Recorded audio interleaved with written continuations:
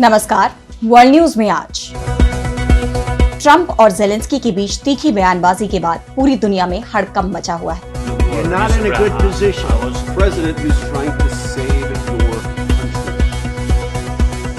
इस बहस को लेकर दुनिया के अलग अलग कोने से प्रतिक्रियाएं सामने आ रही हैं। यूरोप ने तो यूक्रेन का समर्थन किया है, लेकिन नाटो तक ने यूक्रेनी राष्ट्रपति को माफी मांगने की नसीहत दे दी, जिसके बाद जेलेंस्की की कुर्सी पर खतरा मंडराने लगा है।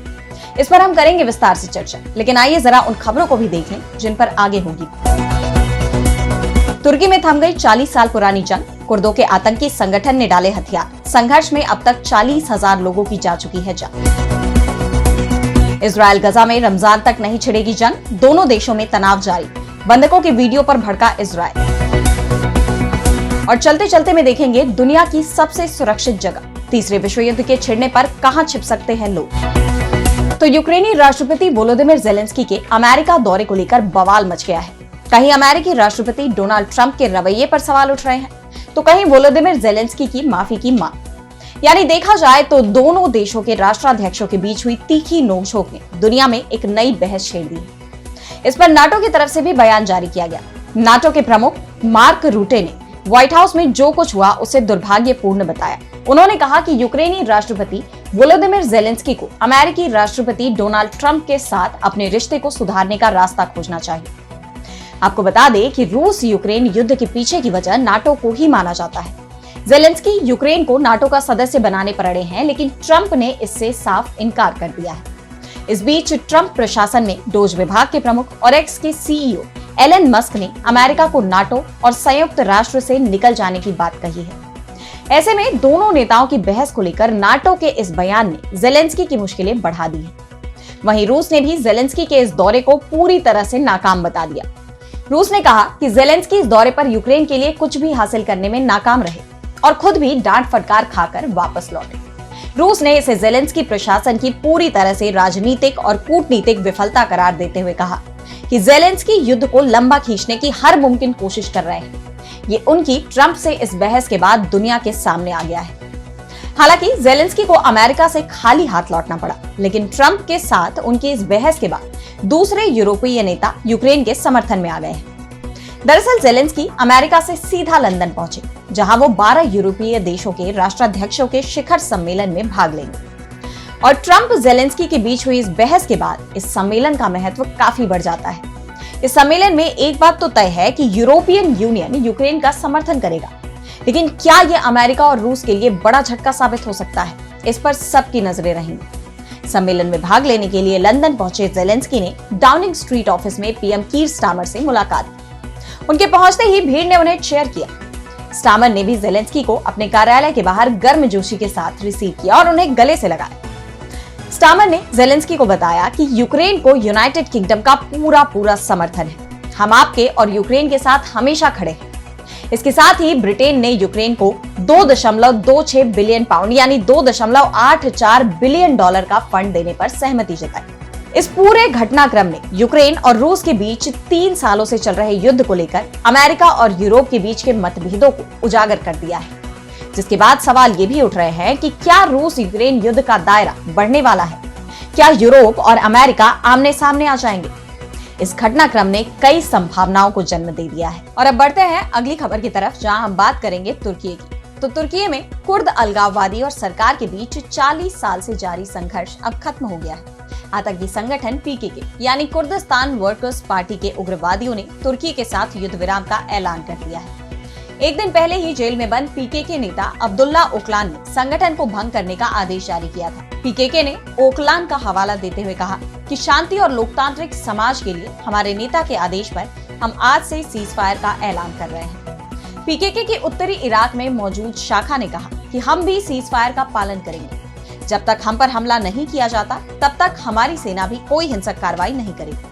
बता दें कि तुर्की, अमेरिका और यूरोपियन यूनियन ने पीकेके को आतंकवादी संगठन घोषित किया हुआ है। तुर्की की 8.5 करोड़ की आबादी में कुर्दों की संख्या लगभग 1.5 करोड़ यानी आबादी का 20% है। दरअसल 1978 में बने इस संगठन की मांग थी कि उन्हें तुर्की से अलग करके कुर्दिस्तान बनाया जाए या फिर तुर्की के अंदर कुर्दों को पहले से ज्यादा अधिकार दिए जाए।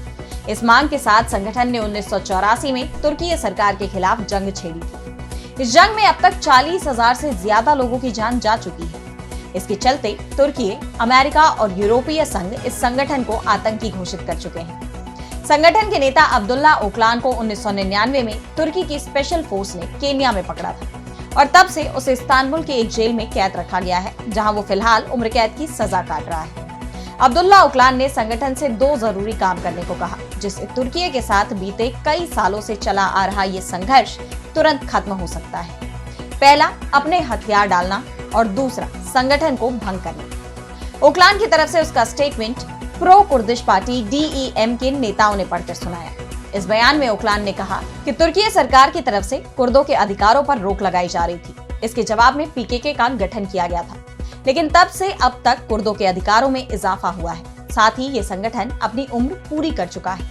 अब इसे खत्म कर दिया जाना जरूरी है। और अब अगली खबर में बात करेंगे इजरायल और गजा के बीच युद्ध विराम की। तो रमजान का पाक महीना शुरू हो गया है। गजा में कई लोगों ने अपने अस्थायी ठिकानों पर रोजा पूरा किया। गजा से जो तस्वीरें सामने आई हैं, उनमें बड़ी संख्या में लोग नष्ट हो चुकी इमारतों के बीच मेजों पर बैठे हुए देखे जा सकते हैं। लेकिन मार्च शुरू होते ही इजरायल और गजा के बीच पहले चरण का युद्ध विराम भी खत्म हो गया, जिसके बाद इजरायली सरकार ने इस युद्ध विराम को बढ़ाने की घोषणा की। इजरायल के प्रधानमंत्री बेंजामिन नेतन्याहू ने कहा कि सरकार ने रमजान और यहूदी पासओवर को देखते हुए गजा युद्ध विराम को अगले 6 हफ्तों के लिए अस्थायी रूप से बढ़ाने की मंजूरी दी। दरअसल ये प्रस्ताव मिडिल ईस्ट में अमेरिकी दूत स्टीव विटकॉफ ने रखा था, जिसके तहत युद्ध विराम के पहले चरण को पासओवर या 20 अप्रैल तक आगे बढ़ाया जाएगा, जिसके बाद पहले दिन आधे बंधकों को, चाहे वो जीवित हो या मृत, उन्हें रिहा कर दिया जाएगा और अगर स्थायी युद्ध विराम पर सहमति बन जाती है तो बाकी को भी रिहा कर दिया जाएगा। विटकॉफ का मानना है कि मौजूदा हालात में युद्ध को खत्म करने के लिए दोनों पक्षों के बीच बातचीत की संभावना अभी कम है। स्थायी युद्ध विराम पर बातचीत के लिए ज्यादा वक्त की जरूरत है। इजरायल ने कहा कि अगर उसे लगता है कि वार्ता सफल नहीं है तो वो 42 दिनों के बाद फिर से लड़ाई शुरू कर सकता है। लेकिन हमास इजरायली सरकार के रुख से सहमत नहीं है। उन्होंने इसे युद्ध विराम समझौते के खिलाफ बताया है। इसके साथ ही संघर्ष विराम के दूसरे चरण पर बातचीत पर जोर दिया। हमास ने अंतर्राष्ट्रीय समुदाय से अपील की है कि वो इजरायल पर बिना किसी देरी या टाल मटोल के तुरंत ही दूसरे चरण में आगे बढ़ने के लिए दबाव डाले। ऐसे में अगर हमास अपना रुख बदलता है तो इजरायल तुरंत विटकॉफ योजना के सभी मुद्दों पर बातचीत शुरू कर देगा, लेकिन फिलहाल ये मुमकिन नजर नहीं आ रहा। इस बीच हमास ने बंधकों का एक भावुक वीडियो जारी किया, जिस पर इजरायल भड़क गया। वीडियो में 2 भाई बेहद भावुक तरह से अपनी सरकार से अपील कर रहे हैं कि वे युद्ध विराम समझौते के लिए मान जाएं।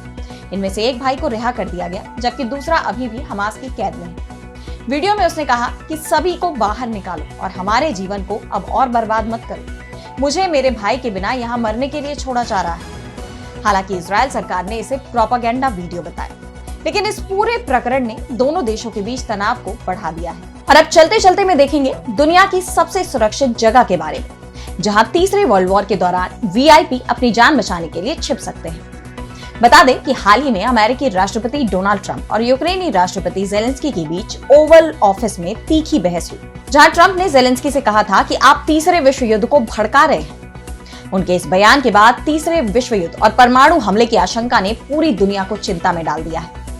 हालांकि तीसरे विश्व युद्ध के संभावित खतरों के बावजूद कुछ ऐसे स्थान हैं जो सुरक्षा के लिहाज से सबसे सही माने गए हैं। उत्तर पश्चिमी वेल्स के तट से दूर एंग्लेसी द्वीप कम आबादी वाला द्वीप है, जो इसे सुरक्षित बनाता है। मेनाई वाटर स्ट्रेट की मुख्य भूमिका से अलग एंग्लेसी द्वीप परमाणु या बड़े हमलों से बचाव के लिए बेहतर ठिकानों में से एक है। कॉर्नवाल, जो अटलांटिक महासागर से जुड़ा हुआ है, ये एक ग्रामीण क्षेत्र है और कम आबादी और दुर्गम भूभाग इसे एक सुरक्षित पनाहगाह बनाते हैं। बता दें कि आर्कटिक और अंटार्कटिका दुनिया के सबसे कम आबादी वाले महाद्वीप हैं। इन विशाल और असाधारण भूभागों में संभावित परमाणु हमले के वक्त शरणार्थियों के लिए आश्रय मिलने की संभावना ज्यादा होती है। आर्कटिक और अंटार्कटिका में कठोर मौसम, ज्योग्राफिक स्थिति के कारण इन जगहों पर युद्ध या परमाणु हमले का खतरा कम है। प्रशांत महासागर और हिंद महासागर में स्थित द्वीपीय देश भी विश्व युद्ध के दौरान सुरक्षित स्थान माने जाते हैं। स्विट्जरलैंड और सिंगापुर जैसे देश जो लंबे वक्त से तटस्थ माने जाते हैं, ये युद्ध से सुरक्षित रह सकते हैं। स्विट्जरलैंड के पर्वतीय क्षेत्र और आधुनिक परमाणु ठिकाने इसके नागरिकों को युद्ध से पर्याप्त सुरक्षा प्रदान करते हैं। वहीं सिंगापुर की तटस्थता इसे वैश्विक संघर्षों से बचने में मदद कर सकती है। तो आज इस वर्ल्ड बुलेटिन में इतना ही। देश दुनिया की तमाम बड़ी खबरों के लिए बने रहिए डीबी लाइव के साथ और मुझे दीजिए इजाजत। नमस्कार।